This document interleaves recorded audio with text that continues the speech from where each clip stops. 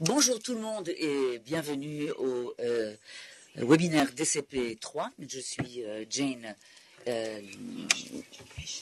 Davis au GPE et je suis spécialiste pour l'éducation.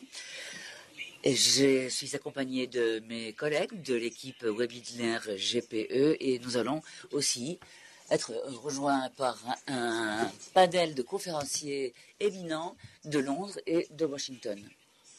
Cette série de webinaires, comme vous le savez peut-être, a démarré en 2016, faisant partie intégrante des échanges de bonnes pratiques, une initiative qui était finalement une réaction de la part des pays et d'opportunités qu'ils avaient demandé de partager des connaissances, des bonnes pratiques et des démarches politiques pour informer toute pratique et toute politique nationale de développement de l'éducation et de santé.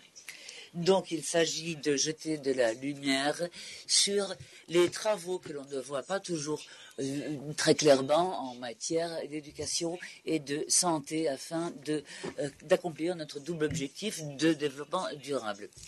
Un certain nombre de thématiques qui sont liées aux objectifs stratégiques, équité, apprentissage équitable, inclusion, sexospécificité, partenariat. Nous examinons également des démarches appropriées pour adapter les politiques dans les pays par rapport à notre plan stratégique GPE 2020 et notre stratégie d'égalité hommes-femmes et d'équité.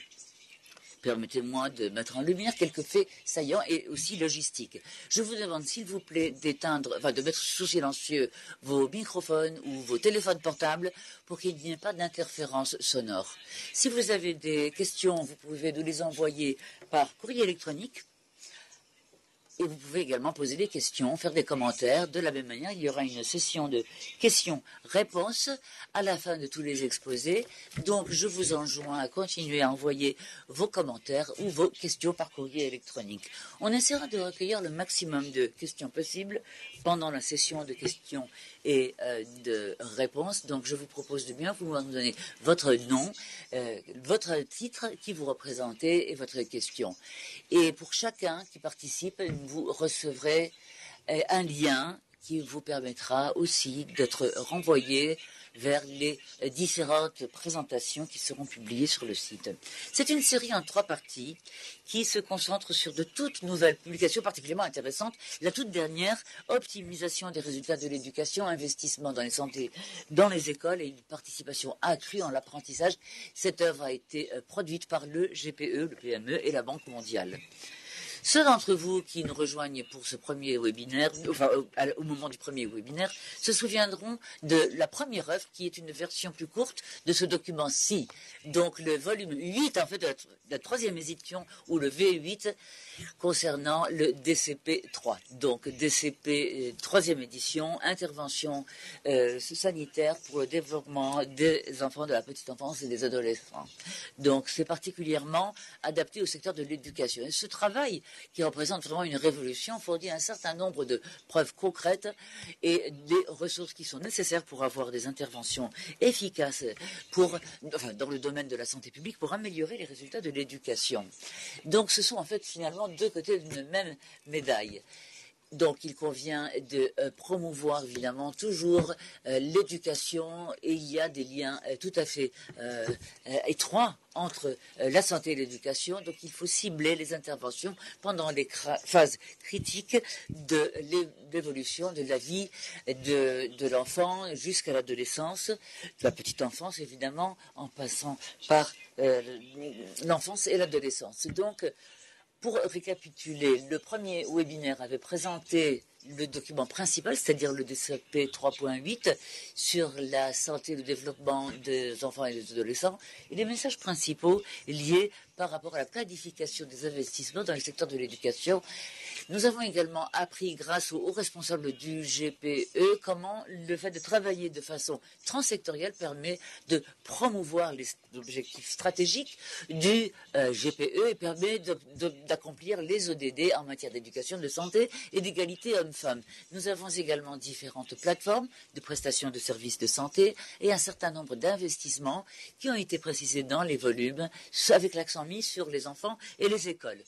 En se concentrant sur... Évidemment, ces œuvres sont déjà publiées sur le site Internet, qui est le nôtre. Si vous n'avez pas pu non plus rejoindre ce webinaire, vous pourrez également consulter les exposés en ligne plus tard. Donc, il convient maintenant d'identifier un ensemble de mesures efficaces et évolutives d'intervention qui pourront être intensifiées et qui traitent de l'optimalisation de la santé des enfants, des adolescents et les résultats de l'apprentissage. Avant de commencer le premier exposé, je vais tout d'abord présenter les experts et les éminents conférenciers au panel aujourd'hui. En ligne de Londres, nous avons le professeur Donald Bundy, qui est principal éditeur de la DCP 3 volume 8 sur le développement de la petite enfance, donc qui est épidémiologiste de la London School of Hygiene and Tropical Medicine. Nous avons également Nina Fernandez, qui est principale économiste dans le cabinet Milieu Law and Policy Consulting, qui est basé à Bruxelles. Nous avons également de Londres Elisabetta Orino, du Imperial College de Londres, et elle est principale professeure-chercheur à cette université. Enfin, avec nous, à Washington, le Dr Brad Strickland, qui est le co-auteur de ce volume et qui est expert conseil ici au GPE. Permettez-moi à présent inviter le professeur Bundy à fournir un aperçu général du DCP 3 volume 8 et les principaux messages que celui-ci tente de communiquer. Merci Jane de cette excellente présentation. Elle est très aimable. C'est très excellent d'être avec vous encore une fois. Et c'est notre deuxième webinaire, comme vous l'avez dit. Celui-ci se concentre sur les priorités en matière de contrôle des maladies principales, des grandes maladies, appuyées par le GPE, donc, et en se concentrant sur le secteur de l'éducation. Donc, je crois que ce sera un webinaire particulièrement intéressant, tout à fait opportun. Nous avons d'excellents orateurs qui s'étaient également concentrés sur le volume 8, Nina Fernandez et Betta Corino, qui se concentreront sur la question qui intéresse la plupart d'entre vous, je crois, ce dont on entendra certainement beaucoup dans les questions et dans les réactions, dans les courriers électroniques, comme on l'a d'ailleurs constaté dans le dernier webinaire. Quel est le contenu de l'ensemble des mesures ?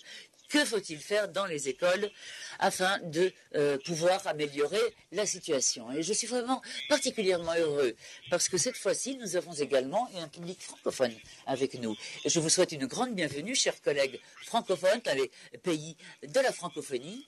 J'ai travaillé pendant de nombreuses années en Afrique de l'Ouest, en Afrique centrale, et je reconnais qu'un certain nombre de problématiques que nous allons discuter aujourd'hui seront particulièrement pertinentes à vos régions. Donc je vous souhaite une chaleureuse bienvenue, chers collègues francophones, d'Afrique francophone, et je dois vous dire que ces œuvres aussi sont disponibles en français. Donc vous pouvez tout à fait les consulter.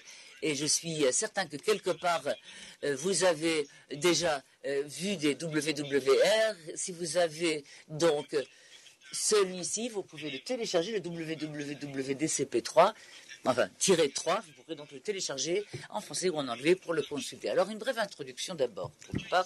Comme l'a dit Jane, on parle ici de la 3e édition des priorités de contrôle de maîtrise des maladies, finalement, dans ce DCP3. Sur mon cliché suivant, je vous montre une série d'œuvres qui ont été produites pendant 25 ans. Donc, premier volume publié en 93, qui était finalement un rapport, le WDR, le rapport du développement mondial de la Banque mondiale, le World Development Report sur la santé, intitulé Investing in Health, investir en la santé, qui en fait a provoqué tout un tollé quand il a été publié. Ce document parce qu'il évoquait la question des coûts, l'importance des coûts lorsqu'il s'agissait d'investir des enveloppes financières. C'était une idée tout à fait inédite à l'époque.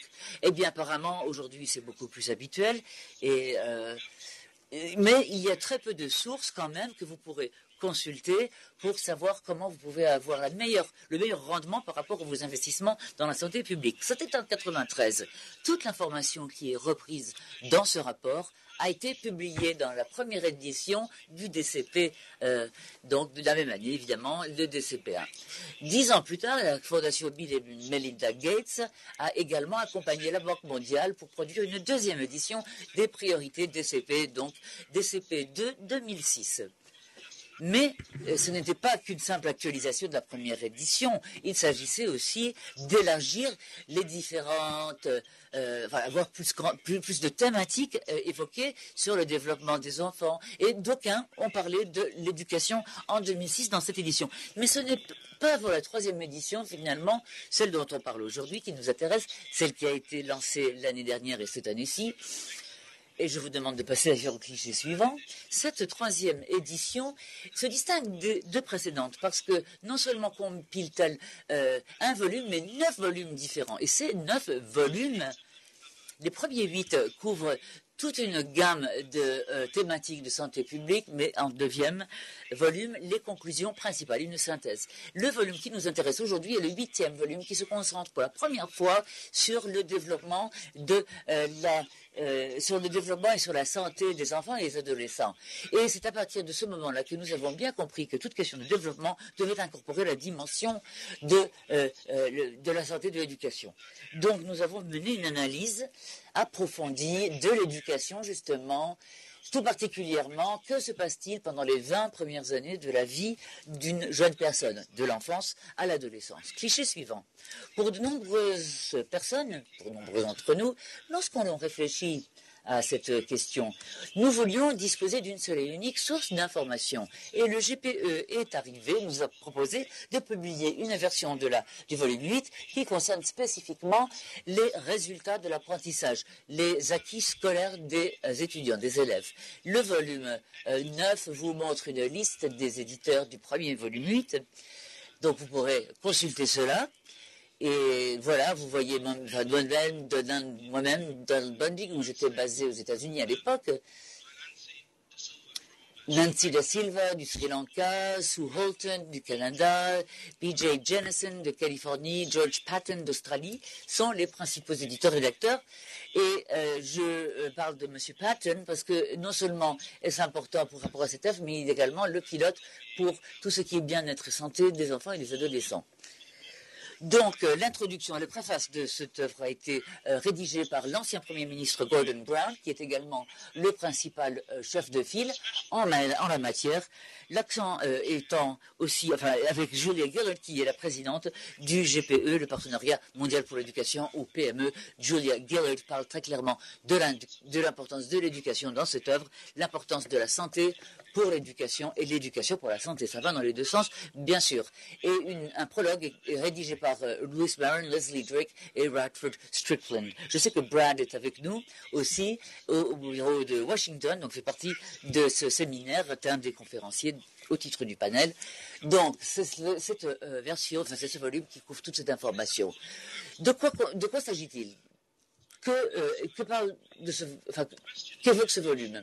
Ici, la question importante qui est traitée, la problématique essentielle, lorsque l'on essaye de comprendre le développement de la petite enfance. C'est un graphique du professeur Heckman, graphique qui a été produit pour se dire que lorsque l'on examine la question de l'âge sur l'axe X et que l'on compare cela avec les rendements de tout investissement, si tout rendement d'investissement est important et se fait très tôt dans la vie, voilà la courbe, l'effet de la courbe. Donc les investissements dans la prime enfance, dans les premières années, vous donnera vraiment un meilleur rendement que si vous investissez dans la santé plus tard dans la vie et dans l'éducation aussi. Mais lorsque l'on examine ce qui se passe à différents âges d'un enfant ou d'une jeune personne, on se rend compte qu'à tous les points des 20 premières années d'une personne sont les points les plus importants. Il est tout à fait clair que ce graphique est tout à fait exact en énonçant le fait que l'investissement l'investissement dans les premières années critiques est essentiel,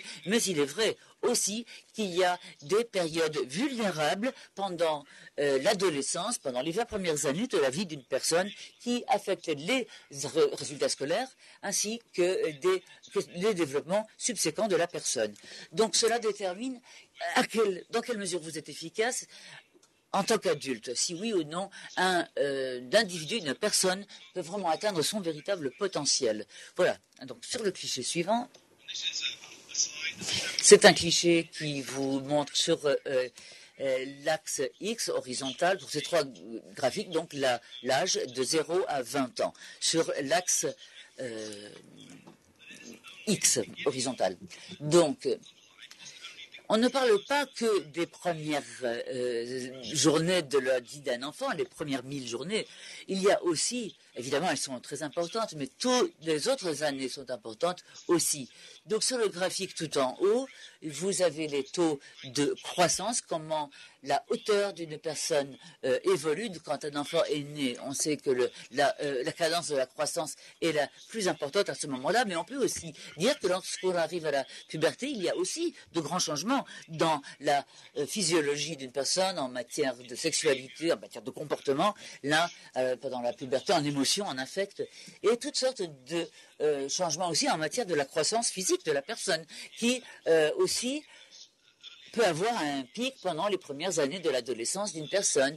Bon, peut-être c'est un peu un âge différent garçon par rapport aux filles, mais lorsqu'on en examine ces pics de croissance physique, eh bien, on voit que ceux-ci se font sur 2 ans.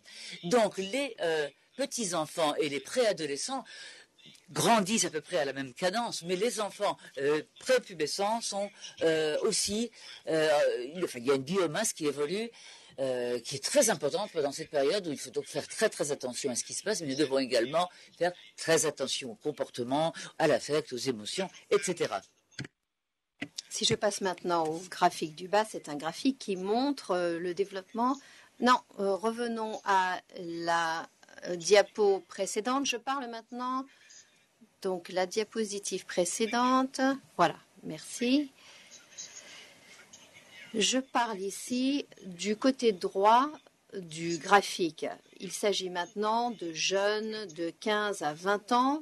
Et ce que l'on voit ici, c'est qu'il y a un très grand changement au niveau du cerveau. Beaucoup d'entre vous, on vous a dit que le cerveau, et vous avez peut-être appris, et moi j'ai appris bien sûr quand on m'a dit ça, c'est qu'en fait le cerveau est totalement formé à la naissance d'un enfant. C'est la raison pour laquelle nous avons une très grosse tête quand on est né, parce que nous avons toute cette masse de cerveau. Maintenant, ce que l'on sait, ces 15 dernières années, ce qu'a montré la recherche, c'est qu'il y a des changements vraiment extraordinaires sur les premières 20 années de la vie, y compris cette dernière phase, c'est-à-dire de 15 à 20 ans. Et quand on voit des changements énormes de comportement. Les gens, bien sûr, reconnaissent qu'en tant qu'il y a, c'est ce qu'on reconnaît comme les comportements de l'adolescence. C'est en fait quelque chose qui résulte en des comportements pour toute la vie. C'est là où on établit des comportements sains. Et c'est là aussi où on voit l'apparence de perturbation. C'est une période qui est donc très importante et c'est une période dans laquelle on doit investir. Notre message principal du volume 8, c'est que dans toute de 0 à 20 ans, eh bien, nous devons investir dans le développement et la santé des enfants et nous devons le faire ainsi accompagné de nos investissements dans l'éducation. Alors, quel genre d'investissement devrait-on faire? Donc, dans la planche suivante, cette planche est prise du GPE, du PME, donc du Partenariat mondial pour l'éducation et de son travail. Et ceci synthétise les résultats du volume du contrôle du DCP. Il y a donc 3 tranches d'âge, de 5 à 9, de 10 à 14 et de 15 jusqu'au début des années 20. Et ce que ci indique, les interventions qui sont basées dans les écoles. Donc, on parle des enfants scolarisés, des interventions qui se déroulent à l'école. Et nous allons en parler en détail dans quelques instants avec Mina et avec Beta. Et en orange, il y a donc des interventions aussi qui chevauchent aussi, parce que les enfants, même à l'école primaire, deviennent des adolescents. Et donc, il y a un chevauchement entre les écoles primaires, secondaires, les lycées, etc., en termes de développement. Et il y a différents jeux d'intervention qui interviennent dans ces différents groupes. Je voulais également souligner que le GPE en particulier a introduit deux interventions suivantes, la gestion de la santé mentale et la santé mentale qui sont très clairement importantes, mais nous n'avons pas véritablement beaucoup de données à partager en termes du volume 8. Donc, toutes ces questions sont en fait essentielles dans cet ensemble d'interventions. J'aimerais également dire, avec la diapo suivante, qu'il y a des questions de coût. Et ça, c'est le coût. Qu'est-ce que le monde dépense pour les enfants en termes de leur développement? Ce que nous avons ici, c'est en fait l'âge sur l'axe X, horizontal. À 5 ans, on voit qu'il y a en fait un investissement dans les enfants de moins de 5 ans qui se chiffre à environ 29 milliards de dollars dans les pays à revenus faibles et moyens inférieurs. Donc ça, c'est uniquement pour les pays à revenus faibles et à revenus moyens inférieurs. Et cela représente environ 29 milliards pour les moins de 5 ans. Pour les plus de 5 ans, donc entre 5 et 20 ans, nous avons donc une section d'investissement dans la santé et l'autre, l'investissement dans l'éducation. Et ce que l'on voit dans l'investissement pour la santé et la nutrition, c'est l'investissement donc pour la santé et la nutrition représente environ 1,4 milliard à 3,5 milliards. Et l'investissement pour l'éducation représente 210 milliards en termes d'investissement pour l'éducation. Donc, quel est le message ici? Donc, le message, ce n'est pas qu'on a besoin effectivement de changer les choses et de changer l'argent, le financement. Non, ça n'est pas le message. Le message, c'est que tous ces investissements sont en fait trop faibles. Ce que nous voyons, c'est que nous investissions en termes de santé dans les moins de 5 ans et on n'investit pas pour les plus de 5 ans de la même manière. Et on a besoin d'augmenter ceci jusqu'à environ 9 milliards par an du niveau actuel où il se trouve. Cet investissement va de manière optimale améliorer l'investissement dans l'éducation qui est déjà fait. Donc, il y a l'opportunité d'une synergie ici en termes d'investissement dans la santé et l'investissement dans l'éducation. Est-ce que nous pensons que ceci est possible? Oui, absolument. Ça, ce sont des montants qui sont tout à fait faisables en termes des dépenses actuelles. Et ma dernière diapositive souligne ceci. Cette dernière diapo, ce sont des données très récentes qui viennent du programme fait par le gouvernement du Nigeria pour un système d'alimentation scolaire, de cantine scolaire. Donc, nous avons 75 tonnes métriques de poissons, 4,3 millions d'œufs, 33 000 poulets et 355 vaches. Donc, ça, c'est en fait ce qui est nécessaire toutes les semaines. C'est la demande hebdomadaire pour avoir une cantine scolaire nationale et c'est le montant que le gouvernement du Nigeria paie de son propre budget pour couvrir ce programme. Donc, je pense que c'est en fait un message très positif qui montre l'échelle à laquelle ces opérations peuvent être lancées. C'est un signe encourageant qu'il ne s'agit pas qu'on ne parle pas de petits programmes ici, mais il s'agit bien sûr d'atteindre tous les enfants au plan mondial. Je vais donc maintenant redonner la parole à Jane. Et j'attends avec impatience d'entendre ce que Mina et Beta ont à nous dire en ce qui concerne les détails d'intervention et leur importance. Merci beaucoup, Monsieur Bandi, pour cette présentation très importante qui souligne l'importance fondamentale du rôle de l'éducation. Il est important, effectivement, d'avoir éducation et santé de 0 à 20 ans, c'est en fait véritablement un message très important.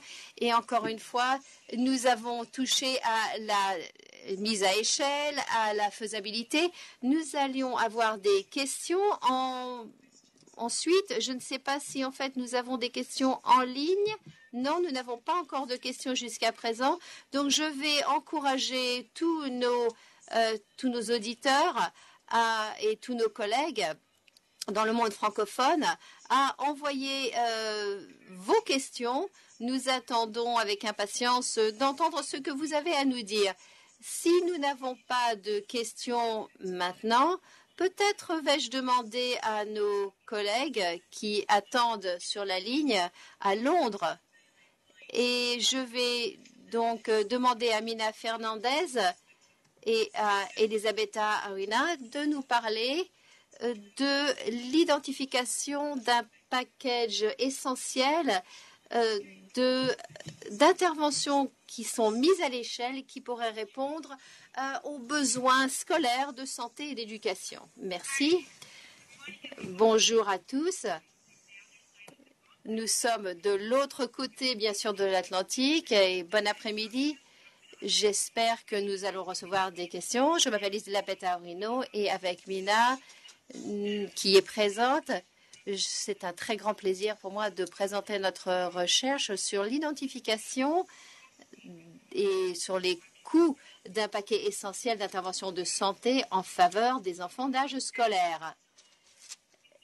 Avec moi, donc je vais donc commencer par donner le contexte de notre recherche et Mina suivra la présentation pour discuter le paquet beaucoup plus en détail. Alors tout d'abord, j'aimerais souligner pour ceux d'entre vous qui sont en ligne et qui n'ont pas eu la possibilité de regarder le DCP3, je l'ai ici avec moi, c'est une publication qui est extraordinaire et je pense que c'est véritablement une bible pour ceux d'entre nous qui s'intéressent à l'éducation pour les pays à revenus faibles et à moyens inférieurs. Donc tout d'abord, si on peut passer à la diapo suivante. Alors, pourquoi l'enfant d'âge scolaire? Je sais que la plupart d'entre vous, vous êtes dans le secteur de l'éducation, mais moi, je viens en fait du secteur de la santé. Et pour les gens qui sont beaucoup plus focalisés sur la santé, on se focalise sur les enfants d'âge scolaire pour cette analyse. Donc, au départ, c'est un petit peu surprenant parce que jusqu'à très récemment, la plupart des efforts des interventions et des programmes de santé pour les pays de revenus faibles et moyens inférieurs étaient en fait pour une fenêtre très importante, donc les 1000 premiers jours, donc de la conception à jusqu'à environ 2 ans. Et on sait bien sûr que c'est en fait, il y a en termes de la nutrition, de l'éducation et de la santé, c'est très important. Mais les enfants d'âge scolaire, en termes de programme, sont en fait un petit peu oubliés dans tout ceci. Et j'ai en fait trouvé que l'une des diapos que Don a montré est en fait très intéressante. Il montrait véritablement la carence qu'il y a en termes des interventions au niveau de la démographie des enfants en âge de scolarité. Et je pense qu'il est très important d'investir dans cette tranche d'âge parce qu'il y a une carence énorme. Et l'un des messages les plus importants que montre ou que propose le DCP3, c'est véritablement que nous avons besoin de continuellement maintenir nos interventions de la petite enfance jusqu'à l'adolescence pour pouvoir avoir des bons résultats de santé. Donc, c'est en fait une approche de toute la vie, en fait. Donc, je ne vais pas passer beaucoup de temps ici parce que Don a déjà montré cette diapo et il l'a très bien expliqué, mais il s'agit tout simplement de réitérer cette idée du fait qu'en fait on doit aborder le développement humain tout au long de la vie. Diapo suivante. Encore une fois, donc une approche basée sur le cycle de vie. Il y a 2 choses à noter. Tout d'abord, les intrants qui sont en fait reçus par l'enfant à une étape. une intervention amène tout simplement le résultat. Donc, c'est ce que les économies appellent les résultats. Et il y a aussi un autre point qui est important, qui s'appelle l'analyse, c'est-à-dire que ce que les déterminants exogènes immédiats sont tout simplement interviennent dans le développement, dans le bien-être, dans les étapes suivantes. Donc, il y a à la fois l'autoproductivité et il y a une complémentarité de ces investissements dans de multiples domaines. Diapositive suivante. Alors, pour nous qui travaillons sur les enfants d'âge scolaire, c'est vraiment très passionnant en ce moment parce que les ODD, désolé, nous avons vu donc l'expansion la plus importante. Désolé, celle d'avant. Il y a un petit délai de mon côté. Donc, ça, c'est en fait un moment très passionnant pour pouvoir investir et pour pouvoir penser à des programmes pour les enfants d'âge scolaire parce que c'est l'âge, c'est en fait, c'est le moment où il y a le plus d'enfants qui sont dans les écoles primaires et c'est une plateforme critique pour pouvoir avoir nos interventions. Donc, le chapitre 20 du DCP3, et ceci indique clairement la raison économique d'investissement dans les enfants d'âge scolaire. Et il est donc très important de le faire. Et on peut voir à partir de cette diapositive qu'il y a différentes périodes sensibles, délicates à différentes étapes, et que ceci peut être utilisé pour pouvoir beaucoup mieux cibler les différents programmes à différentes étapes, bien sûr, tout en utilisant la plateforme scolaire. Donc ça, maintenant, c'est une diapo que je présente toujours et que j'aime beaucoup dans mes présentations parce que cela montre l'école comme une plateforme. C'est quelque chose qui a été développé par le PCD pour pouvoir être intégré dans le DCP3 et ceci montre comment les écoles sont pour pouvoir être efficaces en termes de coûts. Et tout d'abord, il faut être inclusive. La plupart des communautés ont des écoles et les écoles et la plateforme éducative et l'infrastructure est beaucoup plus importante pour en fait la santé. Ça représente des centres communautaires. Donc le fait qu'on trouve les écoles un petit peu partout donne beaucoup plus d'avantages en termes des programmes de santé, par exemple, et les coûts sont moindres en termes des coûts programmatiques, en termes des coûts de la santé, parce que les écoles existent déjà.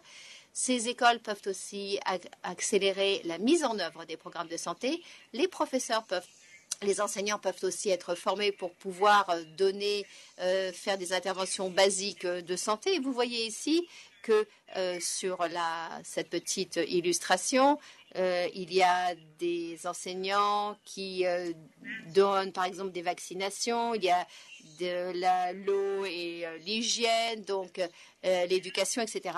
Donc, et un autre aspect de cette idée de l'école en tant que plateforme de santé pour les PRFMI, c'est en fait bon pour les enfants eux-mêmes. En fait, ça peut être un outil pour pouvoir élargir la communauté, pour atteindre la communauté, pour pouvoir faire passer des messages beaucoup plus vastes par le biais des associations de parents d'élèves et de professeurs. Donc, cela devient un moyen d'engager la communauté dans son ensemble, en dehors même des résultats de la santé et de l'éducation. La deuxième chose, une autre chose qu'il faut noter, en termes de la démographie des enfants scolarisés, c'est en fait un groupe très large. C'est en fait un groupe de 10 ans et pendant ces 10 ans, il y a beaucoup de choses qui se passent, comme Don l'a montré et l'a mentionné plus tôt. Et pour pouvoir penser à des programmes, il faut s'assurer que l'on décompose un petit peu cette démographie, cette tranche d'âge. Et ça, c'est quelque chose qu'on peut faire en ayant un groupe de 5 à 9 ans, ensuite préadolescence, et ça entre 10 et 14 ans. Et je pense qu'il est important de reconnaître ces différences parce que les outils peuvent être très différents par rapport à ces deux tranches d'âge différentes. Et aussi en termes de besoins et en termes de résultats. Donc, pour l'adolescent,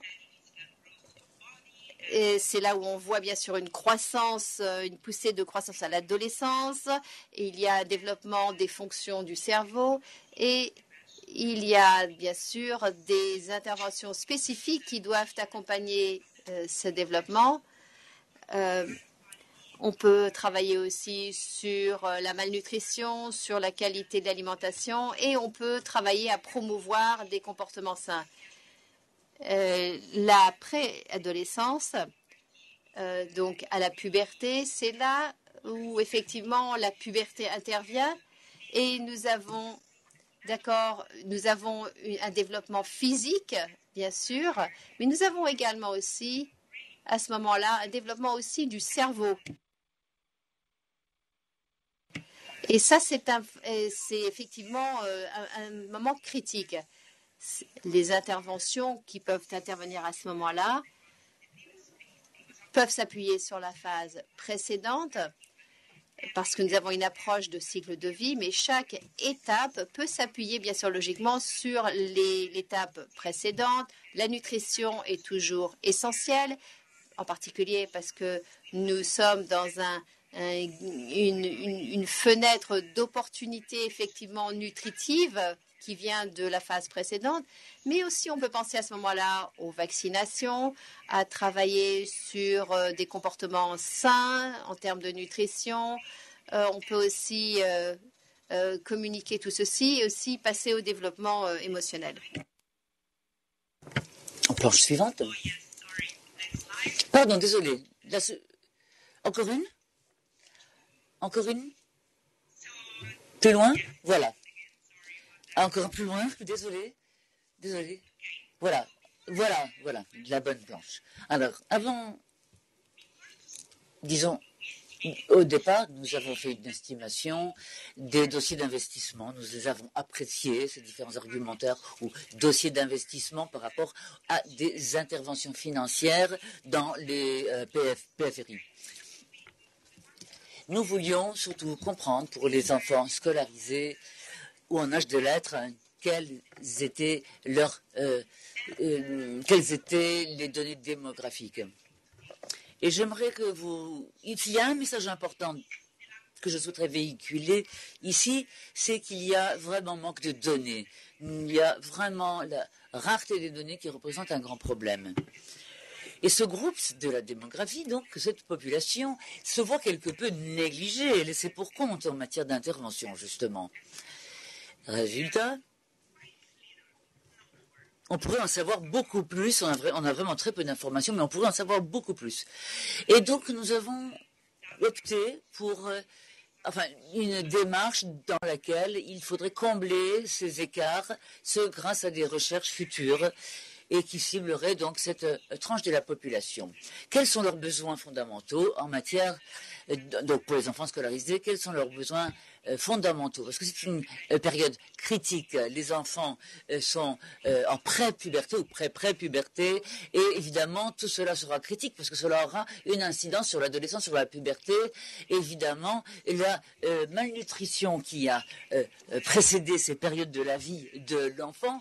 S'il y a malnutrition, eh bien, cela voudra dire évidemment de grands besoins à ce stade spécifiques, mais à des stades ultérieurs aussi.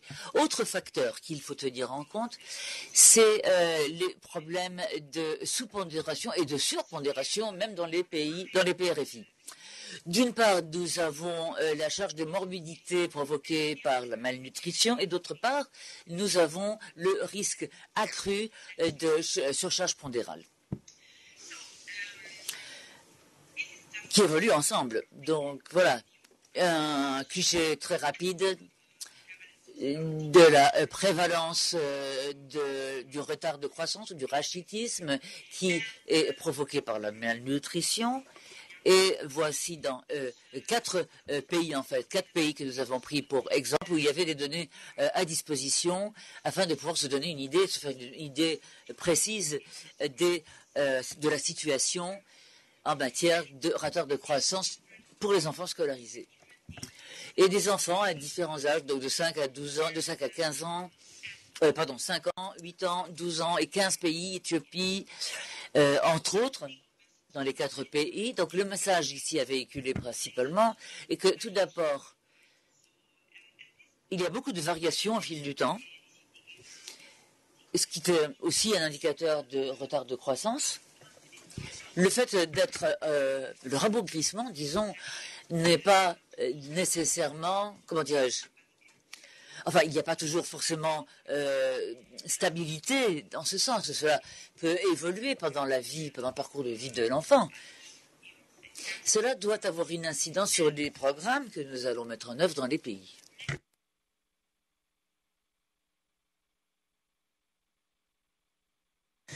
Sur ce cliché-ci, en fait, celui-ci précise davantage ce que j'évoquais plus tôt. Aujourd'hui, les rapides changements en matière d'alimentation, de nutrition et les risques aussi d'obésité des enfants dans les pays sont problématiques. Et là, c'est une recherche que nous avons menée avec l'Institution de la santé du Pérou il y a quelques années, qui d'ailleurs nous montre des données par rapport à l'obésité des enfants et pose la question de savoir comment l'alimentation d'un enfant de moins de 12 ans évolue dans différents pays. Ce sont des tendances d'évolution, donc Éthiopie, Inde, Pérou et Vietnam. Voilà les courbes donc pour un enfant d'un âge moyen de 12 ans. Et cela pour l'Éthiopie, donc comme je le disais, l'Inde, le Pérou et le Vietnam. Ces évolutions, ces permutations, ces mutations dans l'alimentation, dans la nutrition, eh bien, évoluent très rapidement. Et il y a donc des écarts qui sont à constater. Les écoles doivent vraiment représenter une plateforme pour préconiser une meilleure alimentation, une meilleure nutrition chez les enfants et les adolescents. Mais évidemment, il faut faire aussi un suivi au fil du temps. Cliché suivant. Les besoins que nous avons identifiés ici en matière d'enfants scolarisés sont les maladies infectieuses.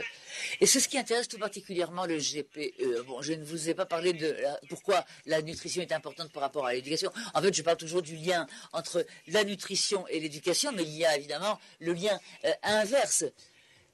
Évidemment, une population jeune qui a faim et qui ne peut pas bien étudier à l'école, évidemment, on voit clairement que la malnutrition peut avoir une incidence sur le fonctionnement d'une communauté. Donc, quels sont les besoins des enfants ? Évidemment, la question des maladies infectieuses. Si les enfants sont affectés par des maladies infectieuses, évidemment, ils sont malades, ils ne peuvent pas aller à l'école, ils sont en retard, ils ne peuvent pas se concentrer, faire leurs devoirs, etc. Donc cela, de toute évidence, a une incidence importante pour les résultats scolaires des enfants, pour les résultats de l'apprentissage. Et lorsque nous avons examiné les données fournies par les collègues du DCP3, j'étais vraiment choqué, parce qu'il y a une charge de morbidité énorme ici.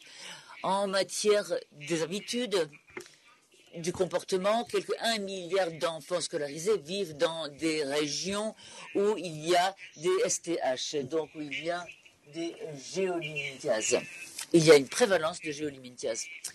Donc, par exemple, la charge du paludisme aussi, parmi les enfants scolarisés, ceci est estimé à un demi-million d'enfants scolarisés qui sont à risque d'être infectés du paludisme. Il est important aussi de dire que la charge de morbidité est liée à la démographie aussi. Il existe aussi des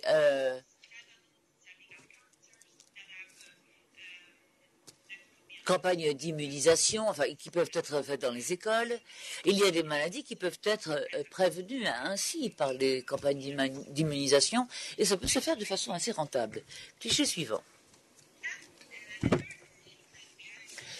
Quels sont les besoins? Troisième besoin, santé orale. Santé orale des enfants. C'est important par rapport à l'éducation, parce que les enfants qui souffrent de caries des dents ou d'autres problématiques d'hygiène orale, dentaire, eh bien cela peut aussi avoir une incidence sur le physique, sur la physiologie, et donc une incidence sur l'apprentissage. Donc, j'étais impressionnée. Il y a des statistiques très impressionnantes qui nous montrent que entre 40 et 90% des enfants de 12 ans dans les PRFI souffrent de caries aux dents. Et en général, ce sont des problèmes qui ne sont pas traités. Encore une fois, les écoles peuvent être une plateforme excellente pour traiter de ce problème. Cliché suivant. Le besoin suivant que nous avons identifié, qui est lié au dépistage des troubles de la vue.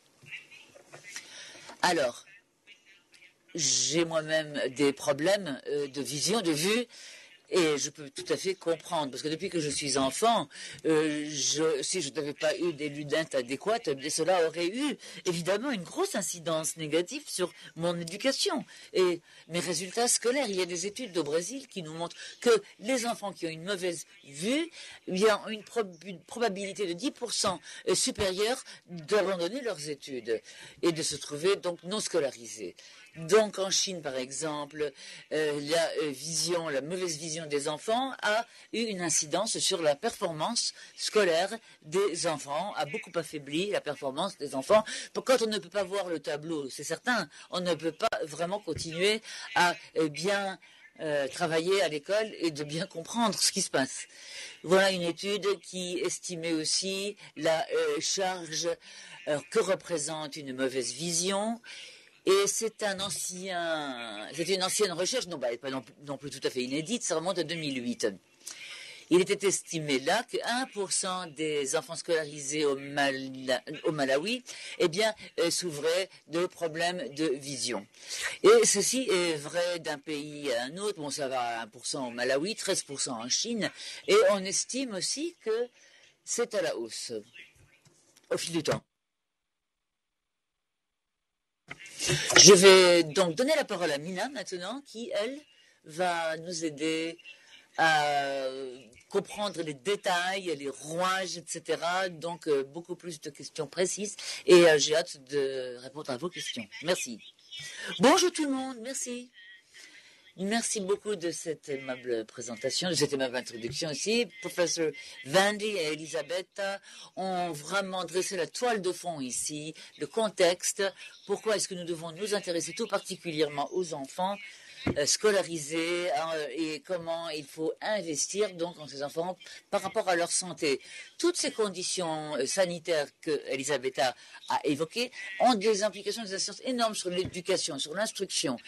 Cela a un impact d'abandon d'études. Les enfants qui abandonnent leurs études, eh bien, il y en a beaucoup plus, ils n'apprennent pas mieux.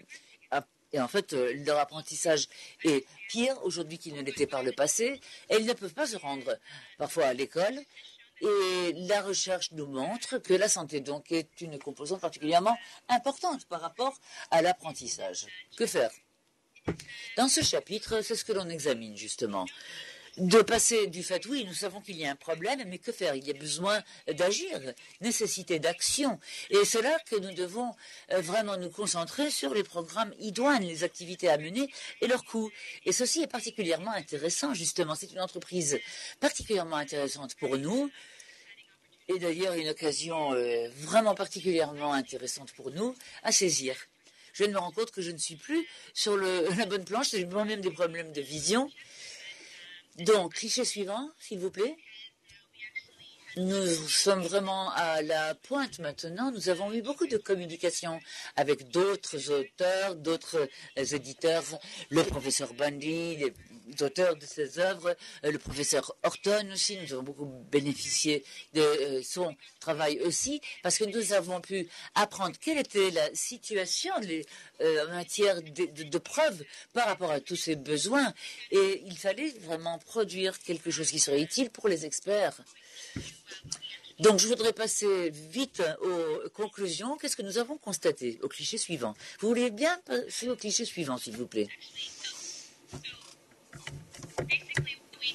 Qu'avons-nous fait? Fondamentalement, nous avons examiné toutes les recherches qui avaient été menées sur les besoins, comme j'ai déjà dit, et nous avons identifié un certain nombre d'interventions idoines, appropriées, et nous sommes concentrés sur les interventions où il y avait suffisamment de preuves concrètes, des interventions qui pourraient être intensifiées, qui seraient les plus pertinentes pour la population. L'objet étant d'avoir quelque chose de faisable d'un point de vue économique. Et sur la base des facteurs identifiés, nous avons estimé un coût annuel d'intervention par enfant et quels seraient les bienfaits aussi que l'on pourrait gagner en matière d'éducation, de santé et de résultats scolaires. Donc ce sont des appréciations, des estimations que je vous présenterai dans quelques instants. On sait in fine que un ensemble de mesures va varier d'un pays à un autre. Et il faut évidemment que cela soit adapté aux besoins spécifiques d'un pays.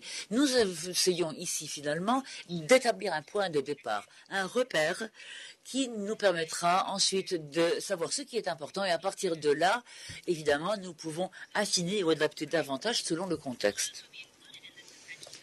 Ce qu'il faut inclure essentiellement dans ce genre d'ensemble de mesures, dans ce genre de paquet, des interventions, comme vous voyez tout à fait à gauche, dans la colonne de gauche du cliché. Certaines de ces interventions ont déjà été évoquées, donc elles ne vous étonneront pas. Cantine scolaire, très importante. Donc, pour traiter des besoins nutritionnels des enfants, lorsque l'on constate le niveau de retard de croissance élevé dans les écoles, c'est ce que cible cette intervention. Nous examinons ici la question d'intervention en matière d'éducation sanitaire et santé aussi, de santé orale aussi.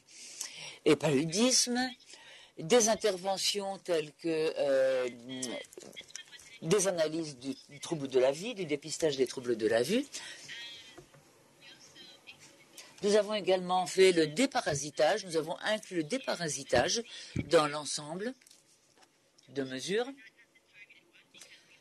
Nous avons appris que ces approches ciblées ou trop ciblées, cela pouvait coûter plus. Donc, on ne va pas forcément toujours opter pour ce genre de pratique. Et aussi les rappels de témoins. Donc, c'est ce que nous faisons dans les écoles, surtout dans les PRFI. C'est quand même un problème important et nous avons également inclus les vaccins contre le PIVI. Donc, PVH, pardon. Nous étions particulièrement étonnés de constater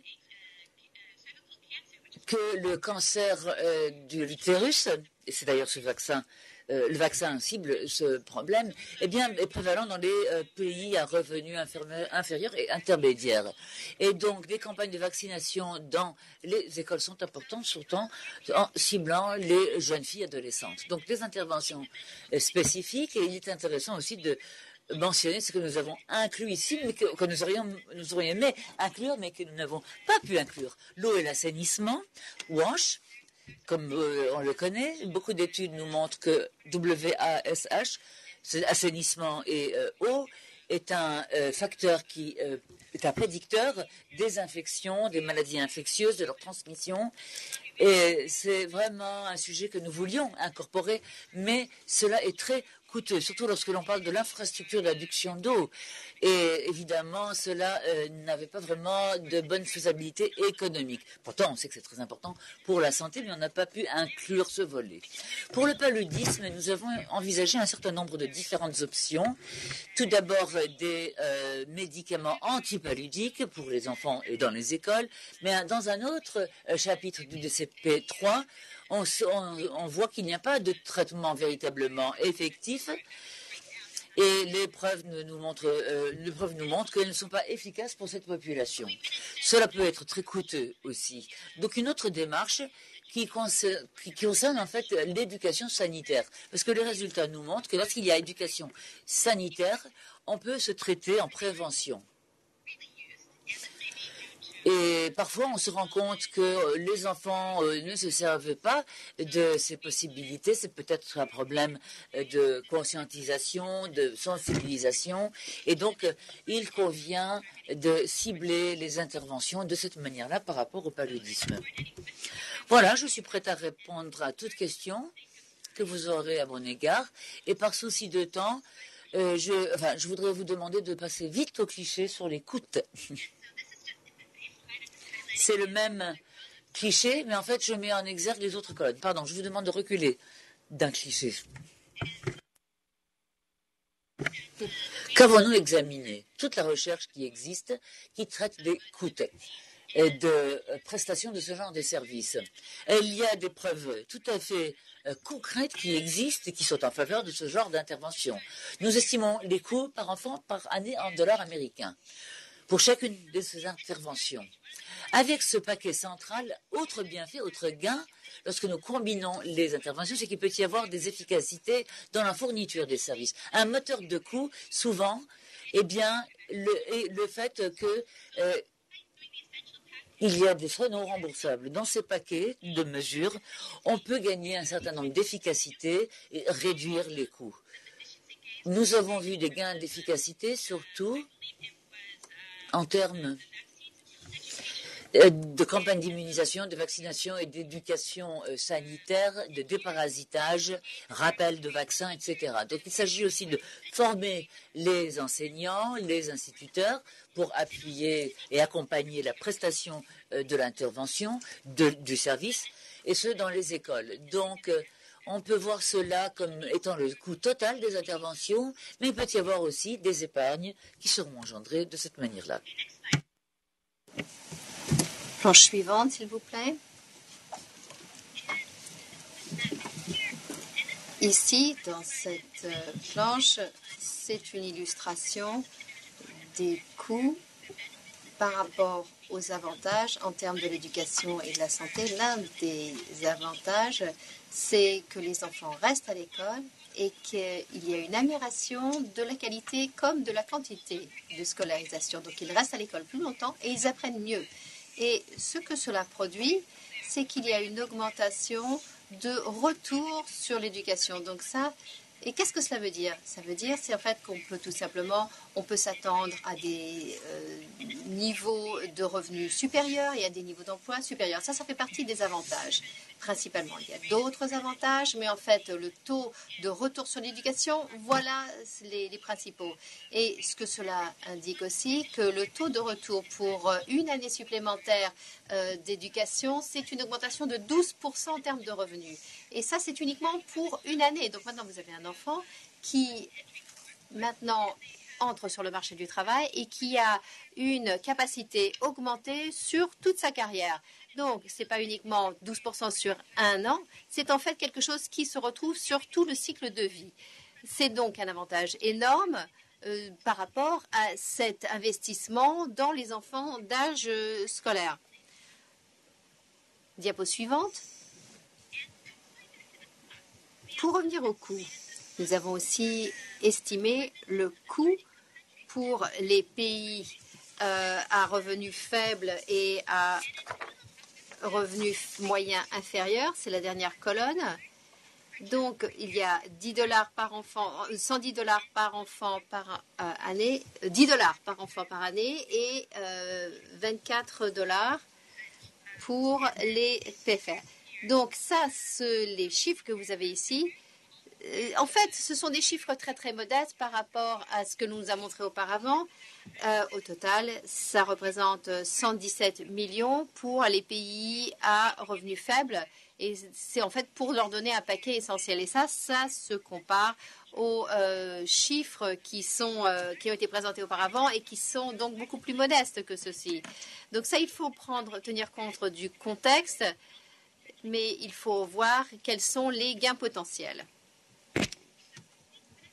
Donc, je pense que ça, c'est de mon côté. Et si vous allez à la diapo suivante, c'est en fait un petit peu plus facile à comprendre ici. Cela montre la ventilation des coûts pour les différentes interventions pour les pays à faible revenu et à revenu moyen inférieur.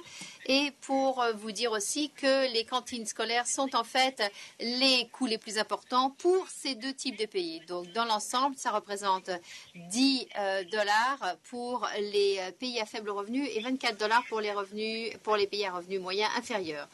Merci et j'attends vos questions. Merci de votre présentation, Dr. Rino et Mina, pour nous avoir montré les différents packages d'investissement pour les enfants en âge scolaire et utiliser l'école comme plateforme. Vous avez mentionné le fait que nous devons cibler les interventions en fonction des différentes tranches d'âge. Et, Dr. Fernandez, vous avez effectivement souligné la faisabilité économique des interventions et les coûts et bénéfices. Michel, je pense qu'il y a des questions qui nous ont été soumises. Il y a pas mal d'intérêt en ce qui concerne les documents et en ce qui concerne le webinaire. Les documents vont être circulés en français et en anglais à tous les participants. Donc, pour les collègues francophones qui suivent, je pense qu'il y a un très grand intérêt en ce qui concerne les documents et ils seront mis à disposition. Moi, en fait, j'ai une question et je pense que, Brad, vous avez aussi une question ou deux. Donc, une chose qui m'intéresse particulièrement, et l'étape adolescente de la vie. Je pense qu'il a été très clair d'après les présentations qu'il y a des changements énormes qui s'opèrent chez les garçons et chez les filles, que c'est en fait une étape critique. Il y a un développement physique, un développement du cerveau, il y a un développement émotionnel et affectif. Et ce qui m'intéresserait, c'est de savoir si vous avez différencié, s'il y a des approches différenciées qui sont particulièrement adaptées aux besoins des filles adolescentes. Est-ce que vous pouvez nous dire s'il y a des packages ou des interventions qui sont particulièrement ciblées pour les filles à l'adolescence et qui ont en fait des avantages particuliers, qui présentent des avantages particuliers pour elles? Mina, est-ce que vous voulez commencer à répondre, Mina? Oui, tout à fait. Et ensuite, Elisabetta.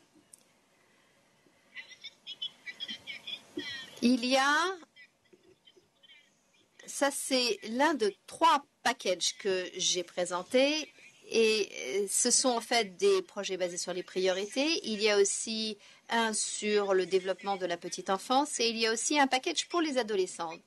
Donc, il y a 3 packages qui donne un continuum de soins sur toute la période que le professeur Bondi a expliqué au début. Donc, c'est en fait 3 packages. Mais étant donné que les enfants d'âge scolaire incluent en partie l'adolescence, effectivement, on essaie d'y répondre. Donc, on peut parler de ça, effectivement. Oui. Merci, Mina. Pour répondre à votre question, dit Elisabetta, nous y avons répondu en partie, comme Mina l'a dit. Nous avons affaire à un groupe de population très large et nous avions donc besoin de travailler et d'arriver à un compromis. Je pense que nous avons essayé de faire ceci et c'est quelque chose qui a été très utile pour tous. Donc, pour les préadolescents et les filles et garçons adolescents. Mais en particulier, je crois que ce qui est particulièrement ciblé, c'est en fait la vaccination pour le PHV. 80%, on trouve 80% des enfants dans les pays à revenus faibles et moyens, et donc on offre ça aux filles. Et c'est en fait quelque chose qui est essentiel, en particulier dans les adolescents. Les adolescents, c'est pas une question de nutrition pour les filles, qui en fait, où il y a énormément de changements, mais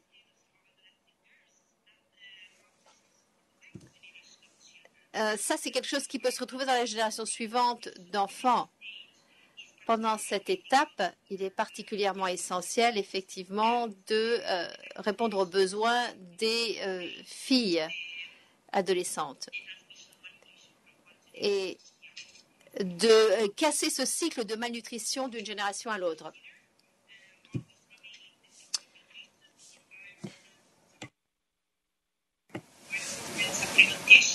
Il y a effectivement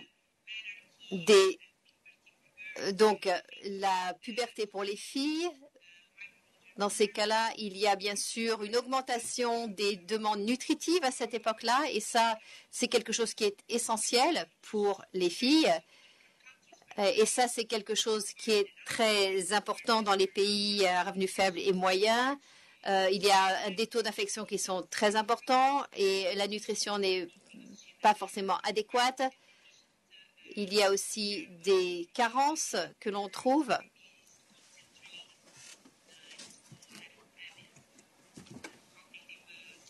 L'interprète s'excuse, mais la ligne est très mauvaise et nous avons énormément de mal à pouvoir interpréter l'intervenante.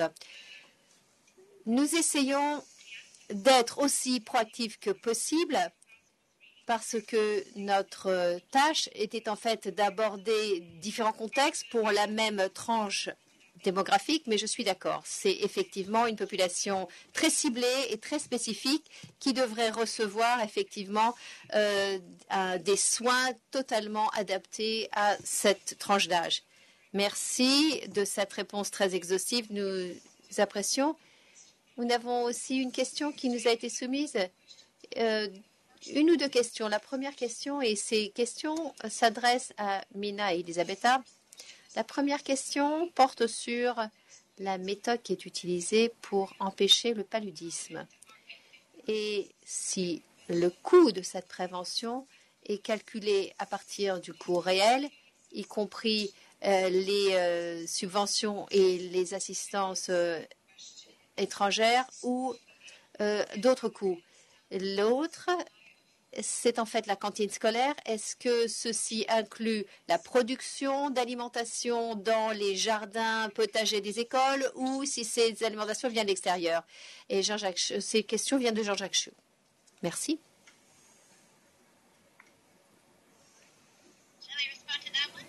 Alors, est-ce que je vais répondre à celle-ci, Elisabetta?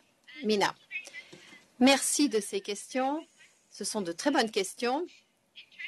En ce qui concerne le coût des filets, dans le chapitre du paludisme du DCP, je pense qu'il y a, je ne sais pas si le coût de la formation est inclus, mais c'est en fait le coût de la fourniture de ces moustiquaires traités.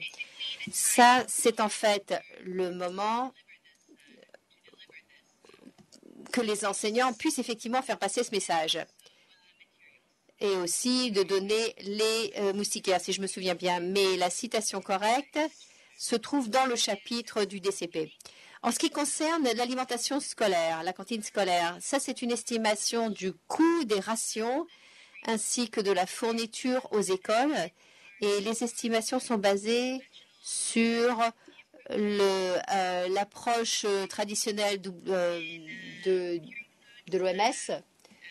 Et ça peut venir de sources institutionnelles pour la fourniture. Donc, c'est en fait la valeur moyenne. Le coût des cantines scolaires peut varier énormément en fonction du modèle, si ça utilise des potagers scolaires ou pas. Ça peut dépendre du contexte, de la ration. Donc, il y a énormément de variables. C'est en soi un domaine très vaste.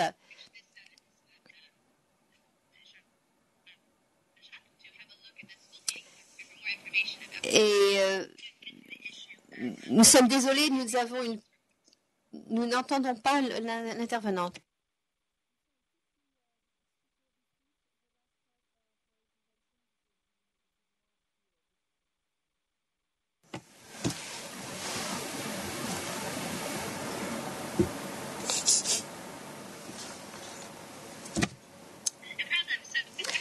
Donc, en fonction des moyennes,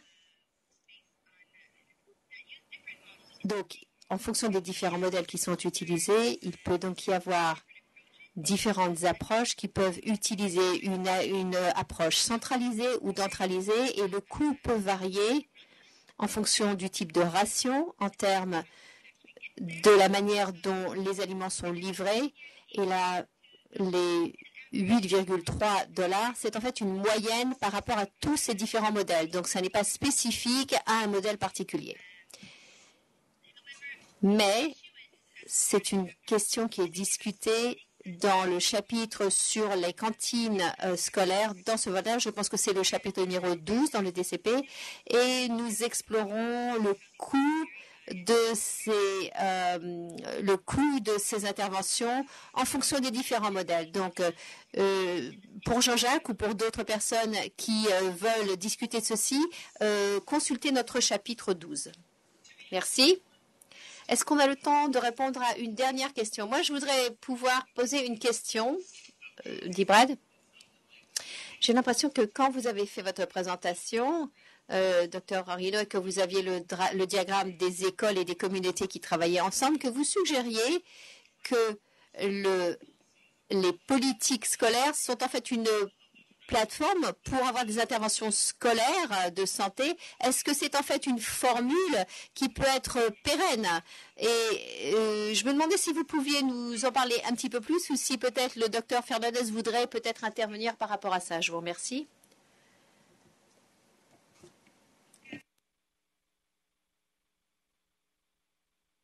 Merci beaucoup d'évoquer cette question tout à fait essentielle, critique, dirais-je même, de la pérennité, de la durabilité. Et peut-être que Mina pourra ajouter aussi, compléter mes propos, mais l'idée en fait est d'intégrer dans les plateformes scolaires des interventions sanitaires. Et c'est tout à fait critique pour pouvoir atteindre tous les groupes d'enfants, toutes les cohortes qui se sont vus laissés pour compte, qui sont laissés pour compte à cause en matière des ODD, par rapport aux inscriptions scolaires, par rapport au nombre d'enfants scolarisés, eh bien, ce sont ces enfants qui ne sont pas scolarisés, justement, qui sont les plus vulnérables. Et la situation est terrible parce qu'ils n'ont pas encore pu être scolarisés. Donc il y a même des cohortes, les adolescents par exemple, qui ont tendance à abandonner leurs études à la fin du cycle primaire. Donc ce sont des messages fondamentaux, et l'intervention sanitaire au niveau des écoles est bien peut-être très importante parce qu'elle a une bonne incidence, un bon impact sur les communautés, sur les ménages, parce que de toute manière, on se rend compte que ce sont ces écoles qui sont des plateformes justement pour veiller à la pérennité des actions, des interventions. Elles peuvent être continuées sur le temps. Et cela nous ramène encore une fois à la question des jeunes filles préadolescentes, ou en début d'adolescence plutôt. La plupart des jeunes filles restent à l'école jusqu'à la fin du cycle primaire, mais maintenant le gros problème est de faire en sorte qu'elles restent, qu'elles passent plutôt au cycle secondaire. Et dans les castes plus basses, en Inde par exemple, eh bien les filles doivent abandonner leurs études à la fin du primaire. Et donc pour essayer d'atteindre une communauté plus élargie, eh bien on aura du mal parce que justement ces groupes ne sont plus scolarisés ou ne sont plus même ciblés par ce genre d'intervention, puisqu'ils ne sont pas scolarisés. J'aimerais ajouter en complément quelques mots. C'est une excellente question, Brad. Et en termes de coûts, ce que nous avons tenté de faire, c'est de se faire une idée de ce que cela coûterait pour les gouvernements nationaux de fournir ces interventions. Parce qu'en fait, cette idée fondamentale selon laquelle une école est une plateforme durable, eh bien cela est viable et pérennisable d'un point de vue financier et opérationnel. Les gouvernements peuvent avoir des interventions à l'égard des plateformes scolaires et on peut les aider à estimer les coûts de ce faire. L'idée de la pérennité et de l'approche globale est reflétée aussi dans notre méthodologie économique d'estimation de coûts. Et donc, pour rebondir, Dr Fernandez, j'ai une autre question. Est-ce que cela suggérerait donc qu'une plateforme scolaire ou des politiques scolaires, une espèce de cadre politique est nécessaire pour la fourniture des interventions au niveau scolaire? J'ai l'impression que finalement, c'est ça le message le plus important qu'on essaye de véhiculer. Oui, en effet. Il est certain que c'est une partie de la question importante, une partie de l'équation des interventions bien ciblées par rapport à la plateforme scolaire, donc se doter de politiques idoines pour favoriser la pérennité et la durabilité. Donc les cadres politiques dont il faut se doter, évidemment, des plans sectoriels de l'éducation bien intégrés par rapport au secteur de la santé publique. Donc il y a aussi d'autres chapitres du CP3 qui évoquent la question. Mais c'est essentiel, c'est fondamental cette question de durabilité, de pérennité. Du côté économique, il est important aussi de pouvoir mener les activités du point de vue économique et financier. Mais il faut pour ce faire avoir une bonne idée de quels sont les coûts et une analyse en ce sens. Donc notre objectif est de faciliter le travail et les activités en ce sens. Merci. Merci beaucoup. Merci à vous tous de vos questions et merci aux conférenciers de leurs exposés, de leurs éléments de réponse très intéressants et informatifs. Je voudrais inviter le Dr Brad Strickland de vous donner une idée du prochain webinaire. Et ça sera le 4e et dernier webinaire dans une série de 4 webinaires. Mon travail est tout à fait simple. En fait, donc le prochain webinaire, nous sommes le 2e webinaire, il y en a 3 au total, et le prochain, le 3e, se déroulera le 28 juin. Et nous vous enjoignons à vous préinscrire pour ce webinaire si vous voulez y participer. Merci beaucoup des exposés que vous avez fournis. Vous avez vraiment bien évoqué les détails techniques et ça a été fait avec une grande rigueur technique aussi quant aux ensembles de mesures et les résultats escomptés en matière de prestations de services santé et éducation. Alors les interventions nutritionnelles au début pendant la petite enfance, cela pourrait inverser les tendances néfastes que connaissent les enfants pendant la prime enfance, pendant la petite enfance. C'est très intéressant et cela va dans le droit fil des discussions que nous avons aujourd'hui. Donc, ils seront évoqués au prochain webinaire. Le Dr Orino et Fernandez, eh bien, ont examiné la question de méthodologie pour que tous les enfants aient une chance d'être éduqués, une chance sur un même pied d'égalité, quelles que soient les catégories ou les ménages d'où viennent les écoles, mais surtout que tous les enfants dans une famille puissent bénéficier de la même chose que les frères et les sœurs. Et que font les ministères de l'éducation dans leur plan sectoriel de l'éducation? Il faut savoir que c'est important aussi, et cela nous permettrait d'accroître les budgets alloués à l'éducation, comme le préconise le DCP3 volume 8, excellente ressource qui aide les ministères à opérationnaliser leurs activités et à avancer sur cette base.